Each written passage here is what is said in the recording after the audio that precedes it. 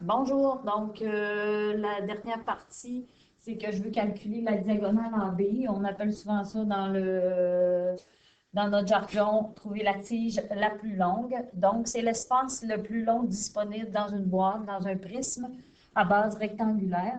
Donc, si on regarde, lorsqu'on a un prisme, la tige la plus longue va aller de l'avant vers l'arrière en passant par le centre. Donc, il faut s'imaginer qu'on a un triangle rectangle qui passe en plein centre. D'où ce triangle rectangle-là va avoir une hauteur qui est la même que celle que j'ai ici, qui va être 20 cm, mais qui va avoir une base. Et c'est ce triangle-là, hein, ce triangle imaginaire qui passe en plein centre de notre prisme qu'on veut calculer. Puis, ce triangle-là, nécessairement, les rectangles, si on ne voit pas l'angle rectangle, c'est parce qu'on est dans une perspective de dessin qui est différente, donc qui nuit peut-être au fait qu'on peut confirmer que c'est à 90 degrés, mais vous savez que si vous regardez dans le fond d'une boîte et que vous placez de coin à coin, vous allez véritablement voir le 90 degrés. Donc, ça me prend toujours deux mesures pour être capable d'aller calculer l'hypoténuse, puisqu'on sait que dans ce triangle-là, le côté que je vais chercher, c'est un C. Mais il manque la mesure en bleu, qui est une mesure que je suis facilement capable de trouver. Si je vous dessine, ce qu'on a à trouver, c'est la diagonale du fond. Il y en a qui me disent le plancher. Oui, c'est le plancher, si vous aimez mieux ça. Parce que souvent, quand j'utilise la comparaison d'un prisme, je vous dis qu'on est nous-mêmes assis dans un prisme dans la classe et que la distance la plus longue, c'est comme si j'avais un triangle rectangle qui passe en plein centre de ma classe, mais par la diagonale, ça c'est sa base. J'utilise la hauteur de ma classe et je veux savoir de coin à coin dans ma classe, c'est quoi la mesure. Donc, ça se trouve à être cet exemple-là. Donc, la mesure en bleu, qui est la base du triangle qui passe, mon triangle imaginaire qui passe dans ma classe, il est situé sur la diagonale du fond ou la diagonale de mon plancher. Donc, j'ai qu'à aller sortir les mesures 50 et 30 et maintenant faire un Pythagore. Vous savez, hein, dans Pythagore, il faut toujours remettre les ABC. Donc, C étant le côté le plus long. Donc, c'est celui en face de l'angle de 90 degrés. J'ai A et j'ai B. A carré plus B carré, c'est égal à C carré, notre formule de Pythagore qu'on peut utiliser pour trouver un troisième côté dans un triangle rectangle. 30 au carré plus B carré, c'est égal à 50 au carré.